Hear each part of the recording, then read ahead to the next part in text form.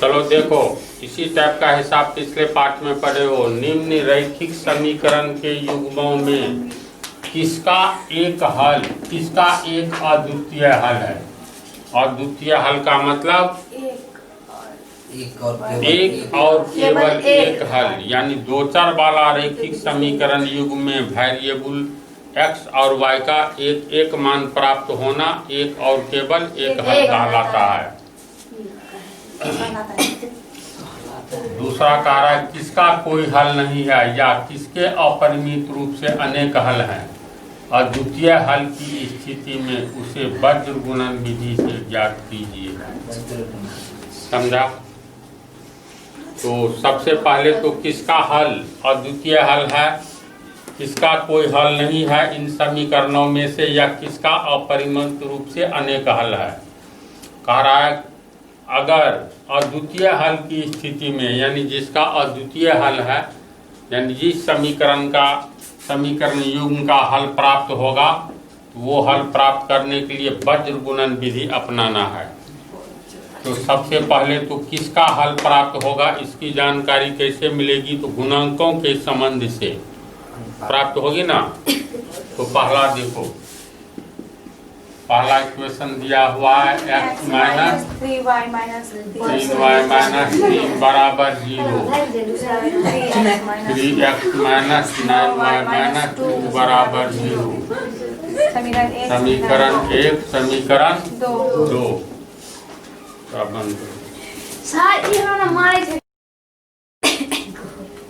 तो इस समीकरण युग्म में ये कौन सा समीकरण युग्म है, ये कैसे पता चलेगा। गुणांकों के बीच क्या संबंध है। तो समीकरण 1 का व्यापक रूप,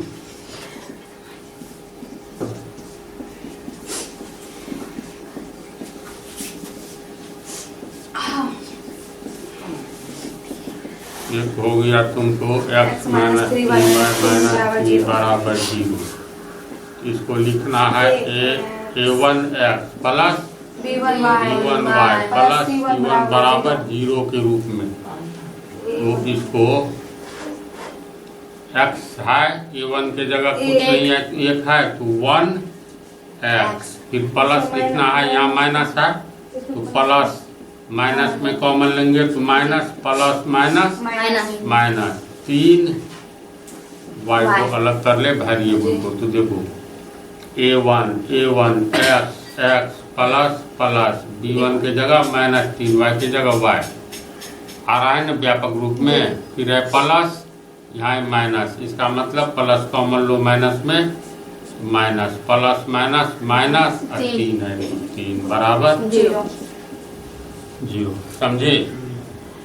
तो a1 बराबर 1 है, x के पहले गुणांक 1, x के पहले a1, इसीलिए a1 बराबर 1, प्लस के जगह प्लस, y के जगह y, तो b1 के जगह देखो माइनस 3, b1 बराबर माइनस 3, प्लस के जगह प्लस, c1 के जगह माइनस 3, तो c1 बराबर माइनस 3।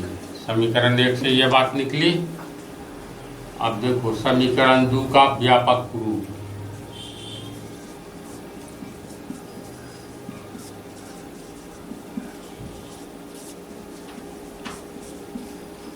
दो में है 3x माइनस 9y माइनस 2 बराबर 0। तो व्यापक रूप होगा a2x plus b2y plus c2 बराबर 0।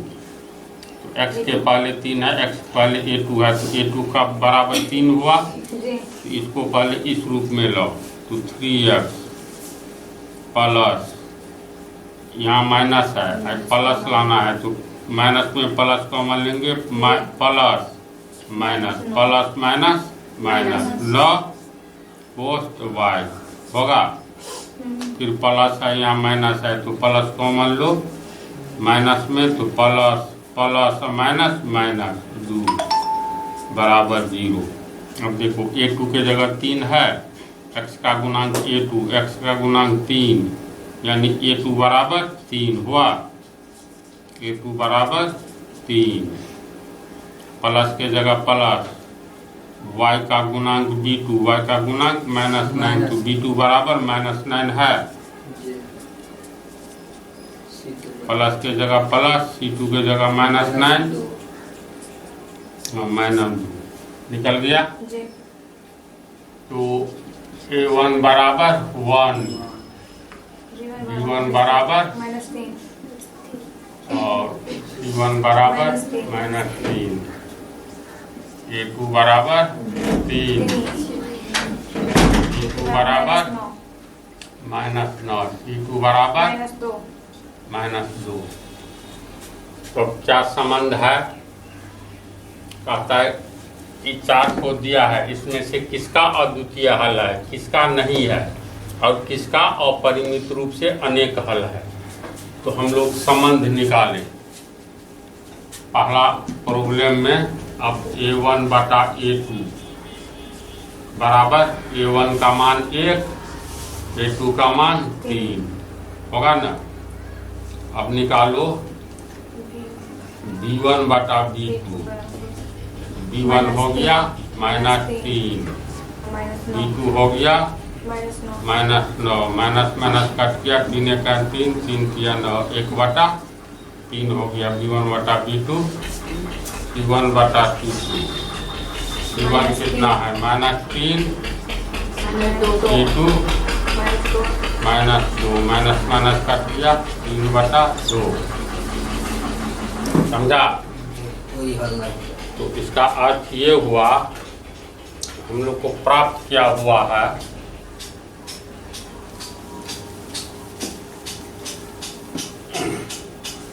हम लोग को a1 बटा a2 बराबर 1 बटा 3, b1 बटा b2 कितना है 1 बटा 3 एवं c1 बटा c2 बराबर 3 बटा 2। अब संबंध सब के बारे में सोचो।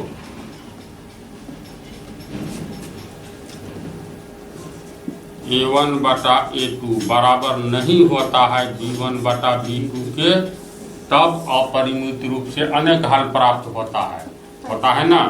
और सॉरी, एक और केवल एक हल प्राप्त होता है। अगर a1 बटा a2 is not equal to b1 बटा b2 तो समीकरण का एक और केवल एक हल प्राप्त होता है, और ऐसा समीकरण संगत समीकरण युग्म होता है।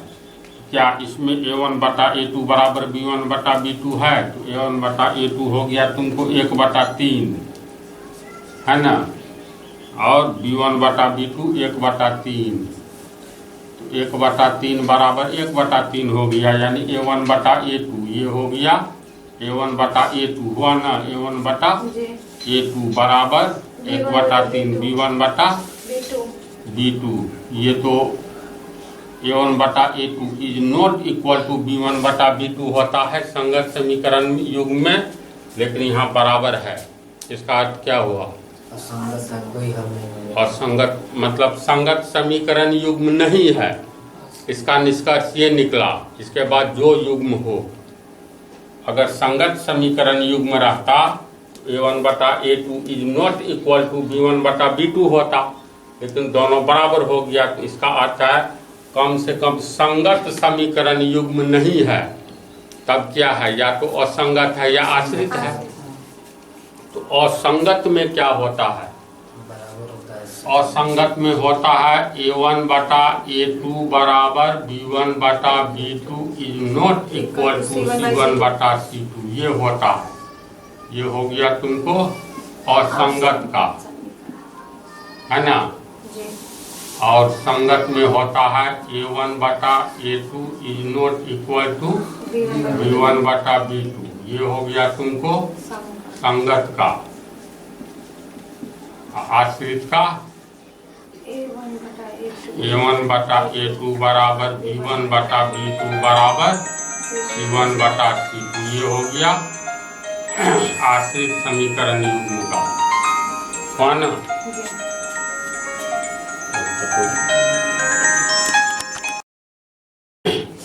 इसको समझा तू लोग। तीनों का जो ये शर्त होता है तो पहला शर्त, संगत समीकरण युग्म में A1 बटा A2 is not equal to B1 बटा B2, पता है ना।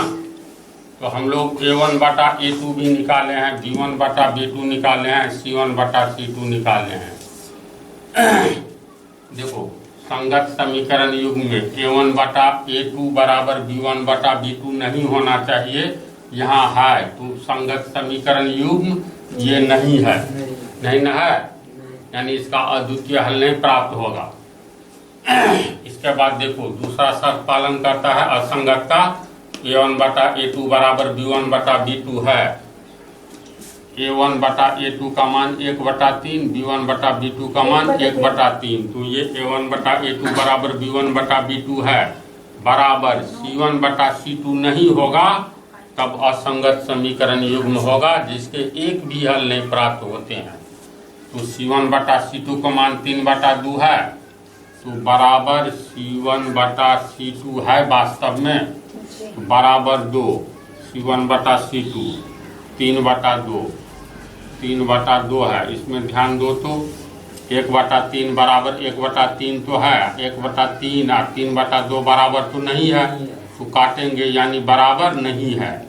A1 बटा A2 1/3 बराबर B1 बटा B2 1/3, ये बराबर ये, लेकिन 1/3 बराबर 3/2 नहीं है, तो ये नहीं है, ये शर्त का पालन कर रहा है।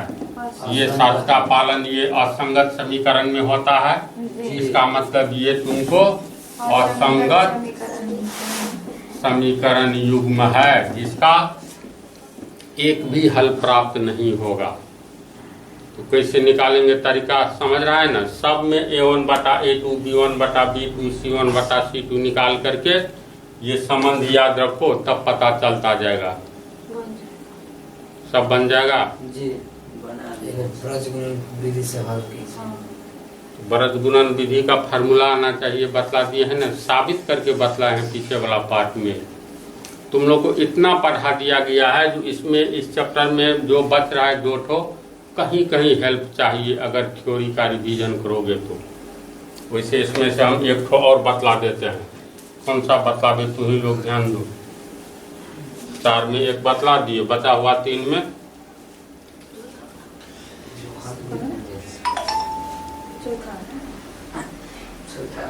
देखो 3 दूनी 6, 5 दूनी 10, 20 दूनी 40। इसमें A1 बटा A2 3/6 कट करके 1/2 5/10, B1 बटा B2 1/2, C1 बटा C2 1/2, तो ये तो हो गया A1 बटा A2 बराबर B1 बटा B2 बराबर C1 बटा C2 आश्रित समीकरण युग्म। ये देखिए करके लग रहा है, समझ रहे हो। इसमें ध्यान दो, देखो ये सब नहीं भी लिखोगे ना तो तुरंत कैसे निकालोगे ये समझ लो।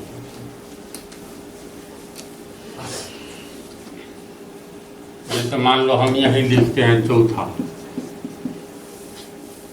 x माइनस 3y माइनस 7 बराबर 0, पहला समीकरण।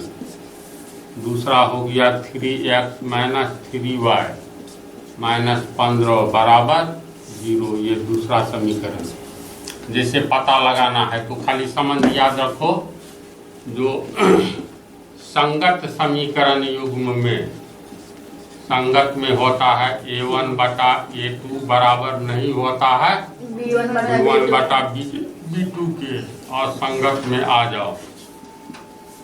इसमें A1 बटा A2 बराबर B1 बटा B2 तो होता है, लेकिन नहीं होता है C1 बटा C2 के। फिर आश्रित में आ जाओ, आश्रित समीकरण युग्म में A1 बटा A2 बराबर B1 बटा B2 बराबर C1 बटा C2 होता है। तो इसी में देखो A1 एक है, A2 A1 B1 C1 के रूप में लिखेंगे जी। तो डायरेक्ट बनाना चाहोगे, व्यापक रूप में नहीं लाओगे तो A1 का मान 1 है, दूसरे समीकरण में A2 का 3 है ना। ये हो गया A1 बटा A2। फिर निकालो माइनस B1 बटा B2। माइनस तो y के पहले -3 है तो चिन्ह सहित B1 B2 कट करके हो गया 1/1। B1 बटा B2 1/1 C1 बटा C2। तो -7 चिन्ह सहित लिखो -15 माइनस माइनस कट गया यानी 7/15 होगा। इसमें अब ध्यान दो तो A1 बटा A2 A1 बटा A2 बराबर 1/3 B1 बटा B2 बराबर 1/1 C1 बटा C2 बराबर 7/15। अब तालमेल मिलाओ तो यहाँ A1 बटा A2 1/3 है, B1 बटा B2 1/1 है। इसका मतलब A1 बटा A2 बराबर नहीं है B1 बटा B2 के, नहीं ना है। तो A1 बटा यानी A1 बटा A2 1/3 अब B1 बटा B2 बराबर 1/1 यानी ये हुआ A1 बटा A2 बराबर नहीं है B1 बटा B2 के। तो ये तो संगत समीकरण युग्म हो गया और इसका चौथा का हल निकलेगा, एक हल निकलेगा। अब निकलेगा तो वज्र गुणन विधि से निकालो। इसमें हिसाब में है तो वज्र गुणन विधि का फॉर्मूला लिखा दिए हैं, इसको सेट करके इसको बना सकते हो ना। बनाइए, चलो वज्र गुणन विधि का बोलो। x बराबर